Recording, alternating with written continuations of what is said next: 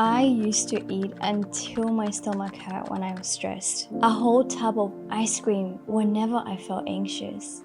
Food was my comfort, my friend, and it was also my enemy. For years, I thought I just lacked willpower. But what if emotional eating isn't about your discipline at all? I'll share exactly how I broke free from a cycle I thought would control me forever. And please stick around until the end because I will share the one technique that finally clicked after I tried everything else. Something that completely transformed my relationship with the food I was eating. Hi, my name is Adi, and on this channel I share practices that have truly transformed my life for the better.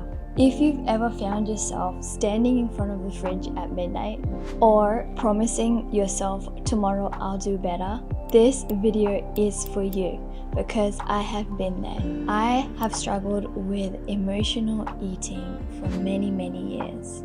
I've tried every app, every diet, every trick. But here is what nobody told me. Emotional eating is not a food problem. It actually is a coping mechanism. Today, I'll walk you through my journey from rock bottom to freedom, and I will give you practical steps that have worked for me. Firstly, let me take you back to what my life looked like before. Food wasn't just about nutrition, it was my emotional regulator. A really tough day at work meant takeout. It was easy to pick up on the way home as well. Feeling lonely meant cookies. My emotions and food were completely tangled together. I would try to be good during the day, but by the evening, the stress will build up and I will find myself eating, literally gobbling food in without actually tasting the food. And then straight after came the guilt, that feeling that why did I just do that? And then comes the promises, I'll do better tomorrow. And yet again, the cycle will repeat day in, day out, months in, months out, years in, years out. My turning point came one evening at around 11 p.m. I was sitting on my couch after a full day of eating anything and everything I could get my hands on. I was feeling sick, I was feeling bloated, I was feeling weak, and then I thought to myself, is this really how I want to live my life? How long will I continue ignoring my emotions? How long will I continue just stuffing my face to feel a sense of joy, to feel a void? How long? And I knew I had to change something. So I started researching. I tried everything. Meal planning, intuitive eating, journaling. Don't take me wrong, some worked a little, but none of them stuck for the long run. I always reverted back to emotional eating. My first breakthrough came when I realized that this wasn't just about food. It was about what the food was actually doing for me. Each time I ate emotionally, the food was serving a purpose. It was meeting a need, just the wrong way. I started tracking not just what I ate, but why I wanted to eat.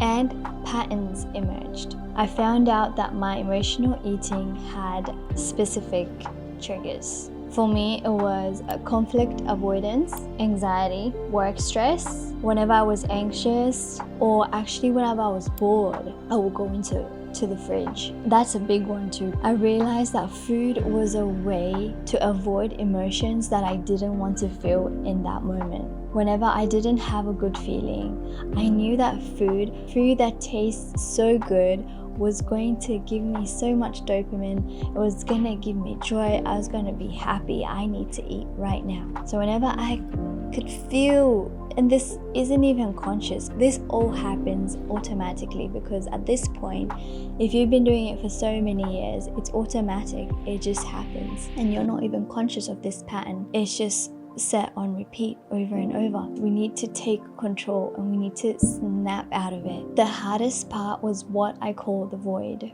When you take away emotional eating, you're left with the emotions. I know feeling your feelings is uncomfortable at first, if they're not the pleasant ones. Unfortunately, in this life, we cannot always feel pleasant emotions. It's a flow.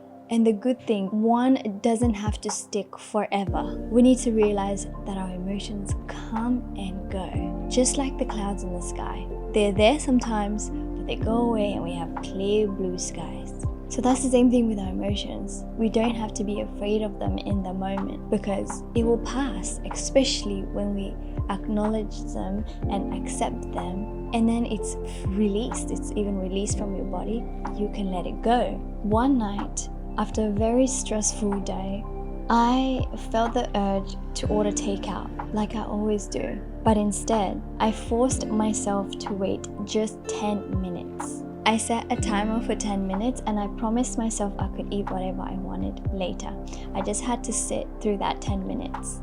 And I also had to name what I was feeling in that 10 minutes. I realized that in that moment I was anxious, I was overwhelmed, and I knew food would fix that straight away.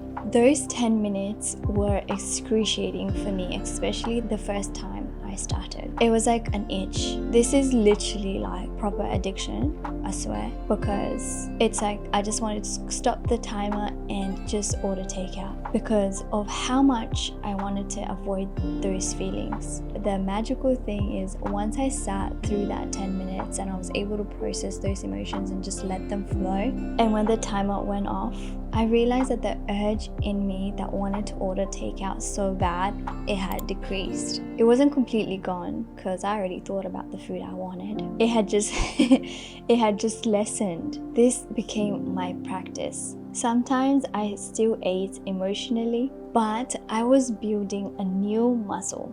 This muscle was the ability to stay with uncomfortable emotions without having to numb it. Gradually, I developed alternative coping strategies that actually addressed my needs directly. For example, when I felt stressed, I would do a short meditation or a quick 5-minute breathing exercise. This is super easy. You just have to focus on your breathing. That is all you have to do. And your stress, it's crazy. You'll feel that the overthinking will literally decrease. All you have to do is just give yourself a few minutes of you focusing on your breath. For loneliness, I will call a friend or I will journal. And for boredom, I will go for a quick walk or engage in an activity, be it scribbling or playing a game, anything to stimulate the mind other than food. And here is a technique that changed everything for me. I call it emotional nutrition. Learning to feed your emotions what it actually needs. Just like our bodies need different nutrition, our emotions need different kinds of care. When I felt lonely, food wasn't what I needed. Connection is what I needed. When I felt stressed, cake is definitely not what I need. What I need is rest or I need movement. I created an emotional nutrition plan, a list of what actually nourishes each emotions I feel. The real reward was not weight loss, though that did come. The reward was true freedom.